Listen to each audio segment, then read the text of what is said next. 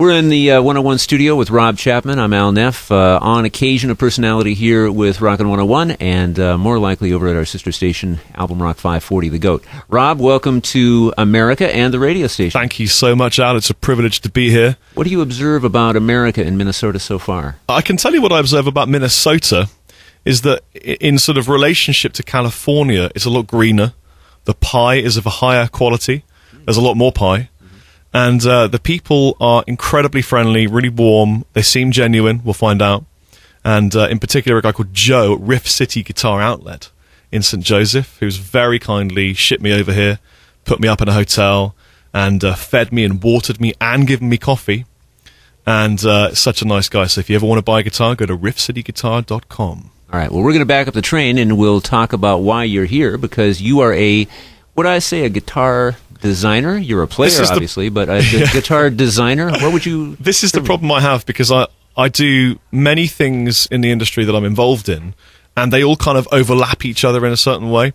So, I mean, essentially, I'm a singer and a guitar player. I cut my teeth as a session guitar player, working for the Jimi Hendrix estate and for Eddie Kramer and Yngwie Malmsteen and all sorts of strange and odd jobs that cut my teeth and gradually brought me into what I'm doing now. So as a guitar player, I was a teacher, and I played some shows and did some live work and some session work. But that gradually evolved into me wanting to sing, because as you probably know, most singers either have ego problems or drug issues or both, if we're lucky. And I knew that I didn't, and so I trusted myself way more than the people I was trying to use, and I ended up being a singer and writing my own music. Gradually, I ended up wanting to make videos, and my first videos were on MySpace, if you remember that place. Oh, yeah. Still there, apparently, yeah. I made one video. I thought it was really cool. It was me teaching a scale, and it was the major scale, and someone commented on it. I thought, wow, one comment, that's incredible, you know. And the one comment said, man, you're great. You should try this place called YouTube. It's new. You might really like it. It wasn't really in my style to take myself seriously. I'm not a very serious guy. So I made videos for YouTube. This one video I did for an orange amplifier product, I just started dicking around. It struck a chord with guitar players. It became viral. It had hundreds of thousands of views, which back then was a really big deal. And sort of overnight was propelled to YouTube heights, and soon realized that YouTube was the real place for a great base of operations for a musician. My business began from there. It's Rockin' 101. We're sort of like a hammer with a rock, but we're talking to the guy. If I got you right, you are the most viewed guitarist in Europe? I'm definitely one of them, but obviously that position moves daily. Okay. I get just over 2 million views a month. It's kind of, right now is a really odd time, because I've hit a couple of really big landmarks. My videos have been viewed to the total amount of 380 years since I started 4 years ago. Wow. Which is a weird feeling. Yeah, I mean, 2 million views a month, every month. I make another 6,000 subscribers every month, and God bless every single one of them, because if it wasn't for them, I wouldn't have a band that goes out and tours. I wouldn't have a guitar company now.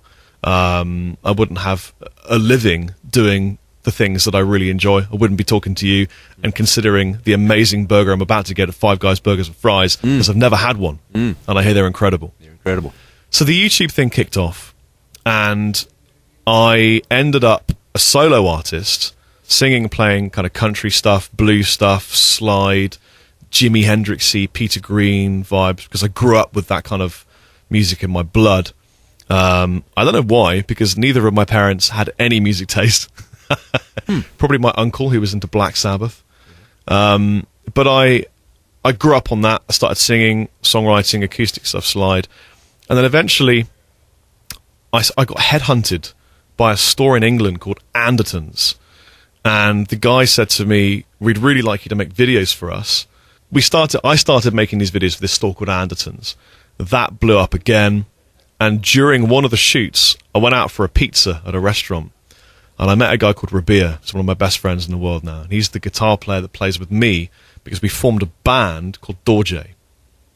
So Dorje is my main musical pursuit in life. It's a progressive rock / metal band. It's myself. It's Rabir on guitar. He's a guy with a massive afro and incredible guitar skills. We have a guy called Ben on drums. He's a monstrous drummer. Dave, little dready Dave, is an incredible bassist. I'm very fortunate to have these guys in my band. And we tour, we play. It's what I do as a singer and as a guitar player. And we're going to cap off the interview. We'll give you a track. It's good. I've heard it myself. We're going Thank to you give very a track much. From Dorje, right? I like you immensely. Oh, sure. So far. So your listeners are probably saying, what is that's a strange band name, Dorje. What does it mean? Is it a door? And it looks weird. You know, typically European, it has like an umlaut or something. Yeah. It's a weird-looking word. So a Dorje is a little ceremonial hammer that the Dalai Lama holds during meditational rituals to strike a bell with. And it looks like kind of a little mace. And actually it represents the thunderbolt of enlightenment being captured to be observed for an instant. Kind of like a eureka moment. And I really love that concept of when you get that kind of, I got a great idea, and you kind of suddenly stop and instantaneously realize how perfect it will be. For example, YouTube is the ultimate distribution. You don't need to be signed anymore. You can control your entire musical destiny with things like radio, with things like YouTube. So Dorje is a great name. It is. Let's say that people wanted to see and hear your band. What do? They go to YouTube. What do they punch in? They would just go to YouTube and type in Dorje. We have a music video online called Aeromancy. I'll explain Aeromancy for you because I like this one as well. Aeromancy is the act of observing weather to divine the future. It's divination of weather. So it's staring at clouds and seeing the future. Aeromancy. You could just type in Dorje into YouTube and you'll find the band, or maybe you could type in Aeromancy, which is Aeromancy. That sounds like some kind of Mississippi rhyme or something, doesn't it? And but we have a Dorje band official, YouTube channel. Okay, I want to talk about the guitars right now because I'm fascinated by this. It's the collaborative design, yes, right? And it's the way that you market the guitars. How did it get started? Where is it now? I love telling the story because it's so exciting. Because the thing is, I'm just a guitar player. I never intended ever to launch a guitar company. I mean, who launches guitar companies? It's just crazy, yeah? I mean, the world doesn't need another guitar company. There are plenty of brilliant established brands like Fender, Gibson, ESP, PRS. And but the story is, I was doing little clinic tours for an acoustic guitar company called Faith Acoustic Guitars. They're a European brand. Brilliant acoustic guitars, and normally when you're a session playing clinician and you go out on the road, you're accompanied by the marketing guy or just someone from the company. But he was off having a baby, I think, at the time. That's Alex Mew, one of my lovely friends. And so in his place came the owner, or one of the owners of the company that owned, the distribution company that owned this acoustic guitar brand. And I started playing. Kids were turning up, getting autographs and talking to me and photographing me, and he was confused because I certainly wasn't a famous guy. I just had a YouTube channel, and he said, "Why do they know you? How do they know who you are?" And I said, "Well, it's YouTube, and I make videos there, and they're doing really well, and I get sometimes I get 1,000 views or something, which back then was pretty good." And he got it immediately. He said, "It's like Radio Caroline. It's like the new underground scene. People are accessing you from the globe. You're no longer thinking locally, you're thinking globally, and we should really support this. So how can we support you?" And I said, "Well, anything that promotes me is great. I'm a guitarist, so guitars and promotion. Let's think of an idea over a meal at the wonderful McDonald's restaurant." So we went to McDonald's, and he said, "Rob, I'm just going to make you a signature guitar." And I was just amazed, wow, what an opportunity. And sort of sat there dazed, just thinking, what am I going to make? Because I love all kinds of guitars. I mean, I owned Telecasters and Strats and Les Pauls and PRSs and everything under the sun. And he said, "Let's just make something sort of fairly affordable and let me know what you want. We'll make 50 of them, and just let me know anything you want to do. We'll do it." So I was just gobsmacked, as we say in England. I went back, and my immediate gut feeling was just, go to YouTube, make a video. So I went to YouTube. I said, guys, I can't believe it. I'm making a guitar. What do you want me to make? You're going to buy it, hopefully. So I love everything. What do you want to do? And I started this thing purely by fluke, by absolute chance, which I now call collaborative design, which is just asking people what they want and they tell me and we make it.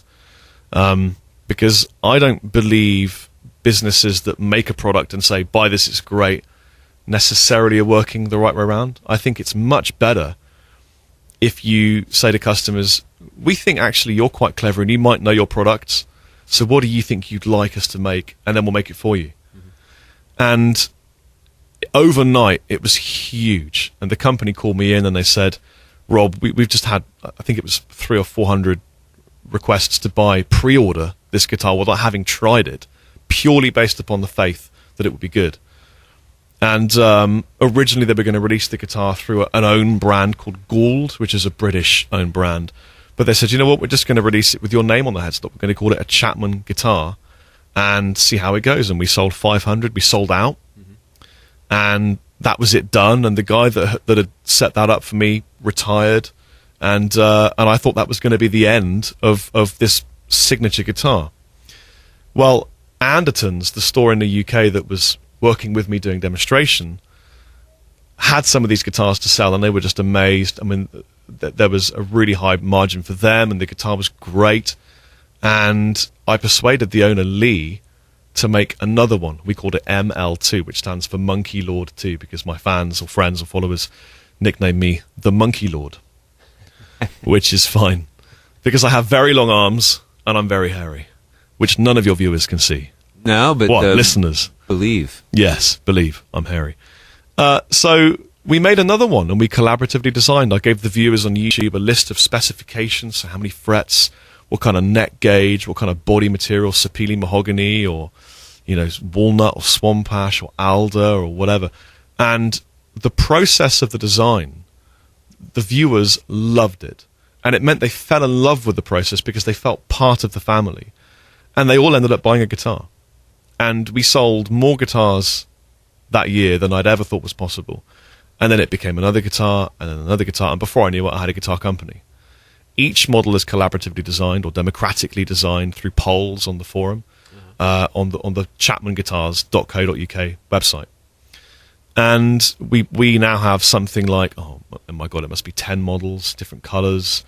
They're all manufactured in good Korea, South Korea, to an incredibly high standard. And in fact, it's the same factory that manufactures a lot of the guitars I used to own, like ESP and PRS. And there aren't very many guitar factories in the world.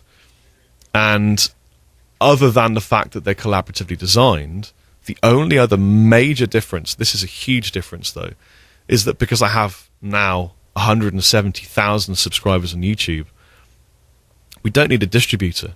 So the retailers like Riff City Guitar in Minnesota, who are fantastic. They are fantastic. And Anderton's in the UK, they just buy direct from our factory. So we say to them, don't bother with the distributor. If you really want to sell the guitars, just buy straight from our factory. Pay us, we'll buy them, and then they're sold to you. And it cuts out that 25% distribution. And we give them the extra margin. Because we really, really wanted to support, as a guitar player, which is what I am, I wanted to support the little mom and pop stores, family run, sweating blood to carve a living, as opposed to going to the massive chain supermarket bullshit companies that are ruining. But we'll bleep that part out. Yeah, we'll bleep the bull part out. Yeah, okay. Do that. But you get how I feel. As a musician that's been to all these stores, I respect family-run small businesses doing hard work. And so we wanted to give back because I'm not particularly financially motivated. I love making prototypes. I love making, designing guitars that I have no idea what it's going to be. It could be anything. Whenever I make a guitar, it could be a 3-necked pink flying V for all I know, because the guys on YouTube are crazy. But I love them for it. Now, the guitar that you were giving away through Riff City, that's a beautiful guitar. Thank you. Yes, it is. Man, that's elegant. It is a set-through neck design. Not actually set through the body, but it looks like it's carved and glued in to look like it's a set-through. We call that a set-through construction. It's a sapele mahogany body, maple neck. It's a gold top color. It's wired the way Peter Greenhat is, so it's out of phase in the central position if you're a guitar player, you know what that means. It's got Seymour Duncan humbuckers. It comes in a hard case. If the guitar was to be retailed through any other brand, it would be easily $500 more than it is. It's a $700 guitar because I love people that want to play guitar. I'm very proud of that. So, hey, you're spreading your gospel. That's part of it too, right? Thank you, You want to get more people playing guitar. Yeah.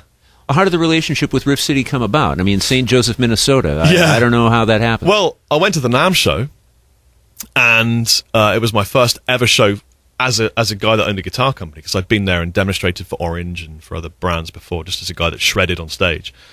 But I went there with a little stand downstairs, and it just so happened that YouTube saved me, because Joe's son, Will, was a fan of mine, and he'd seen all my videos. About Joe Leach, who is the owner of Riff Joe City. Leach is the owner of Riff City, and his son texted him saying, "Dad, you got to go see this guy Rob. He owns a guitar company. Please go and see him. Say hi from me and check out his guitars." So Joe turned up. It was the end of day 2, I think it was. And he said, "Hey man, I don't know anything about your guitars, but my son won't stop telling me to come and see you, so here I am." And I started explaining that I had a YouTube channel, 2 million views a month.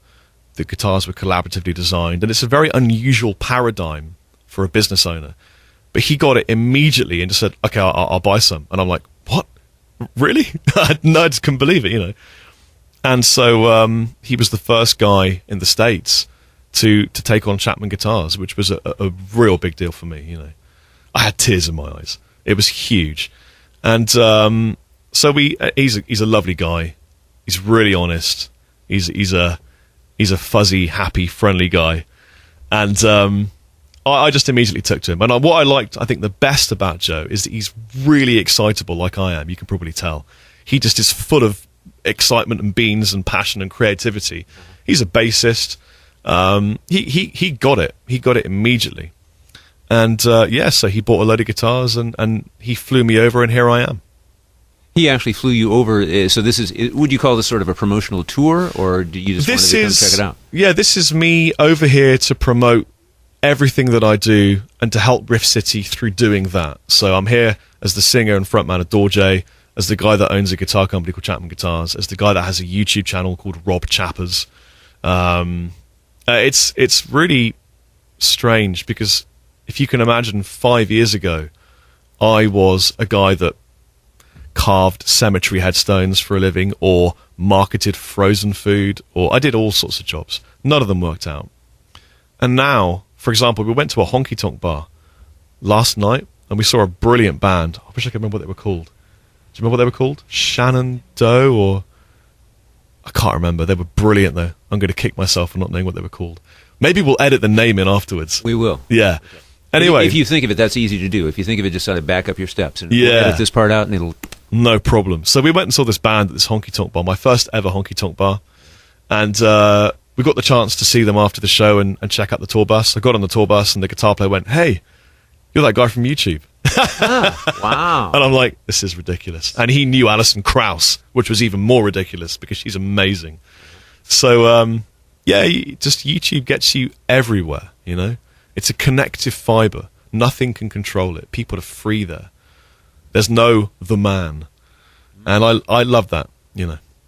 And, you know, for a guy like you who is multimedia creative, right, Yeah. it allows you to connect a lot of dots. Yes, That's it does. probably the hub of your wheel, is the YouTube. Yes, it absolutely is. I mean, I have multiple musical projects that feed from it. So, for example, I have a metal side project called Red Tower with the amazing Natasja Saliba, who is sat next to me filming. Thank you very much, Nat. Smoking hot. Say hi. She exists.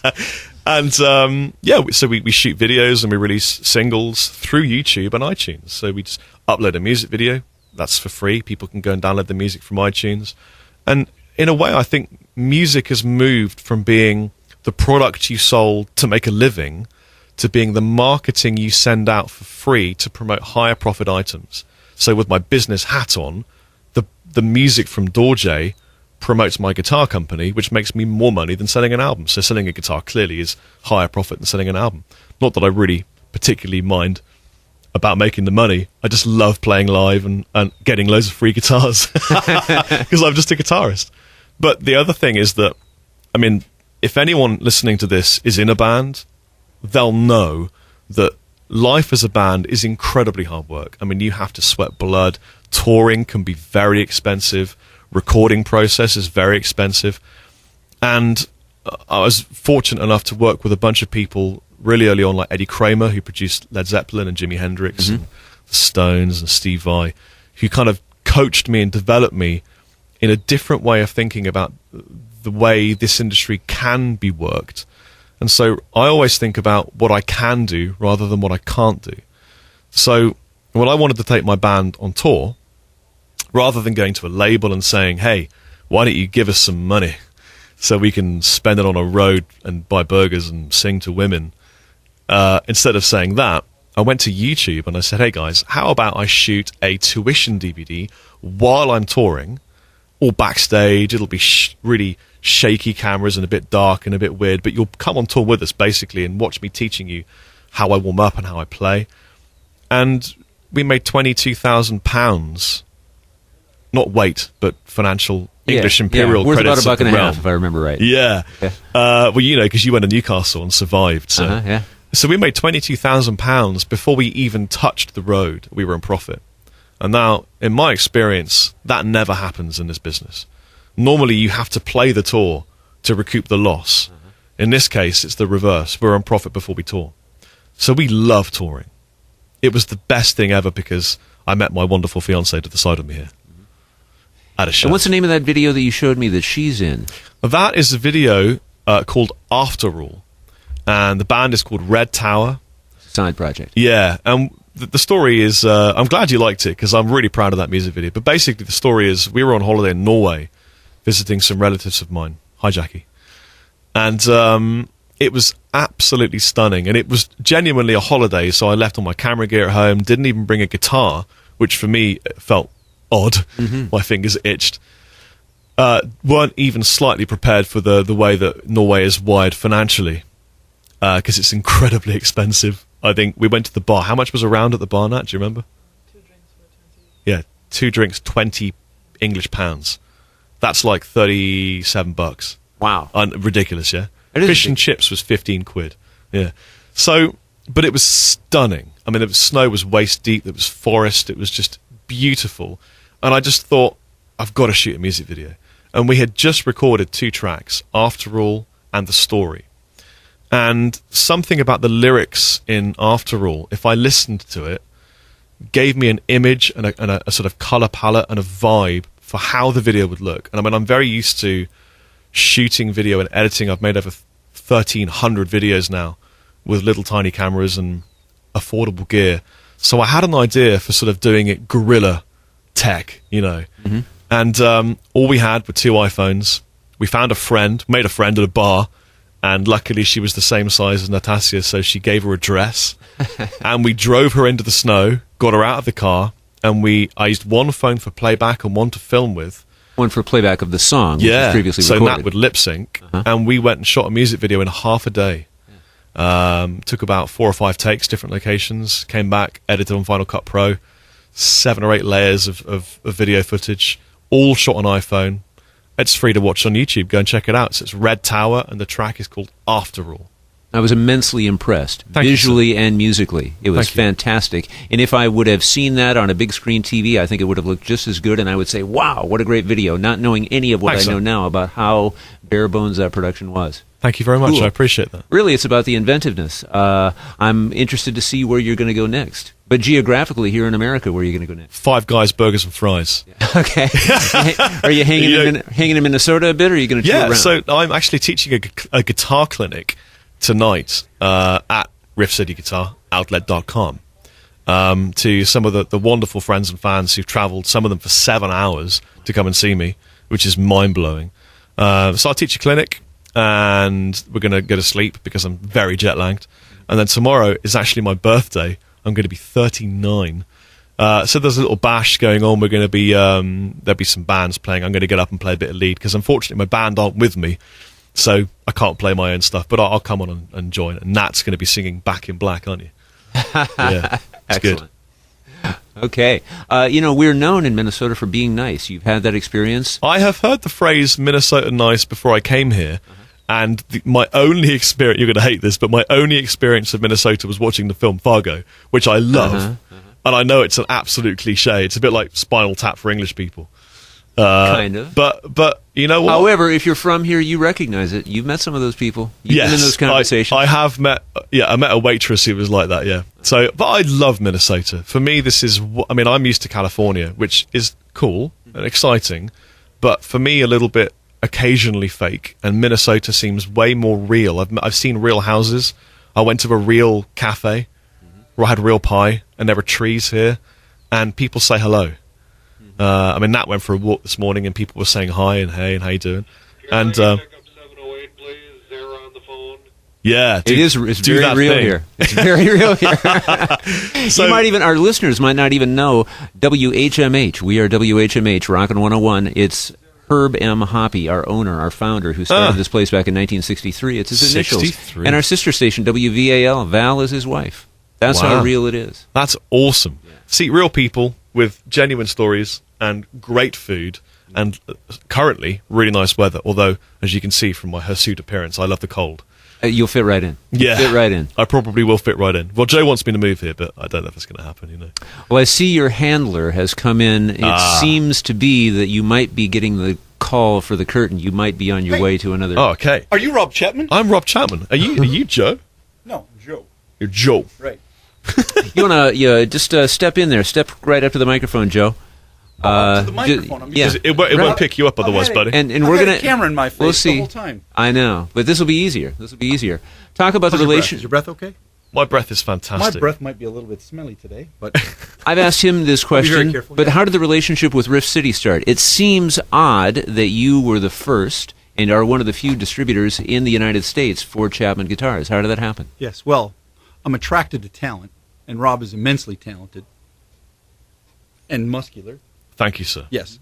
And we were at the NAMM show. Did you tell the story at all? I told them the Just story coming about Will, yeah. Yes. I mean, it still blows my mind to think that your son saw my YouTube videos. A 14-year-old. Yeah. But Yes. what did you really think when you first saw the stand and the guitars and me? My first thought was I have to get a video of Rob Chapman for my son because he would be That's true. freaking out about it. So the first thing I asked Rob to do was to do a video. I hadn't even looked at his guitars at all. I was thinking to myself, we were kind of there looking for a different line. We were looking for a different brand of guitars anyway.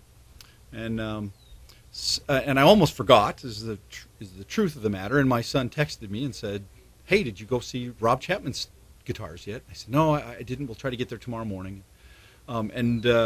So when we got there, I was just thinking how cool it was that I was going to be able to videotape Rob and have him send a message to my son. And current technology, I could send it to him immediately and see what his reaction was. And so he did it. He was so kind. He didn't even ask me Well, the thing who is, I was. I think I'm probably genetically Minnesotan because I really genuinely like people. I actually really do. And I think it's an invaluable business skill because if you don't like people, you're not going to succeed in a creative, people-oriented business. Right. You know, so making videos for someone's son is fun. You know, I like that. In fact, I did it this morning. It's one of those things that I just particularly enjoy. And also, it blows my mind that I'm in America and I met a guy whose son sent him over to check me out. You know, because if he hadn't, I wouldn't be here now. You know. Mm-hmm. Yeah. Crazy. Sort of like the name of the band or something like that. There's something like that point where everything is just right. Yes. Point of equilibrium. Yes. Okay. Creative equilibrium. So we're going to get to Neff gets it. We're going to get to Dorje, his band. We're going to hear a track from the CD that you passed off to us. You get to pick which one it is and then tell us about it. Oh, you're kidding me. I've got to pick one of the 2 tracks on the EP. That's going to be hard No, work. there's many. There's at least 17 I saw in there. But yeah, of those 2 that we talked about. Okay, so, well, the first one is Aeromancy. That is a progressive, if you're a guitar player, it's mostly Lydian and Phrygian vibe. And the other tune is called 2 Week. And 2 Week is way more of a funk rock, riffy, chopped up kind of Betancourt type thing. So my preference of tune actually is 2 Week, but Aeromancy was kind of our big hit in Europe. So you know what, Al? I'm going to let you choose. We get to pick it out. Okay. Yeah. Do you want the heavier, riffy one, or do you want the kind of more generic one that everyone's already heard? Well, you probably want the riffy one. Yeah, there you go. Okay. 2 Week. Okay. So this is 2 Week by Dorje. Okay, Dorje, leader and guitar god, really, in a lot of ways, player and you, maker, designer and promoter and spreader of the gospel, Rob Chapman, visiting from England. And you can get his gear at Riff City Guitar out in St. Joe. And very few other places, but of course you can find him online too. What's the easy way to find you online, Joe? That would be www. You don't have to say that anymore, do we? We say triple W real quick now. It's www. Riff City Guitar Outlet.com is the fastest way to get right to the online site. And those are beautiful guitars. I love that one that you guys were giving away. That's stunner. So do you play guitar? No, that's a shame. my private shame. I was given an accordion. I'm not kidding. Do you know what? My dad bought me an accordion, and it drove me straight to radio. He made me wear an accordion yesterday. Yes. I felt like I was just being attacked by something on the front. You know, they're so heavy. I can honestly say if I hadn't met you, I would be selling accordions instead, I think. That probably is wrong for your I love life. it. It's not your path, Joe. They're cool now. And then when I got to meet Weird Al Yankovic, and we hit it right off. You know, I wish I would have kept up with it, but it just was not cool when I was 11. Yeah. So it drove me toward radio. That's my music outlet. But Yeah. I love guys like you. Thank you very much, sir. Well, Thanks it's been for an coming by. absolute pleasure to meet you, and I really appreciate all you're doing for music, especially since you had Kenny Wayne Shepherd here at some point, Oh yeah. whose solo on Blue on Black changed my life. Yeah. Yeah. What a great tune. Oh, man. Changed Crazy. your life. Yeah, because I heard that, and suddenly I realized who I wanted to be as a musician. Yeah, Blue on Black. Yeah, that solo's now playing in your head, courtesy of Rob Chapman. Thank you very much. Okay, we'll follow up Dorje with Kenny Wayne Shepherd. Awesome. All right. We're going to sign off now. 101, Rockin' 101. Thanks for being with us. Al Neff, Rob Chapman. Make it down to Riff City Guitar.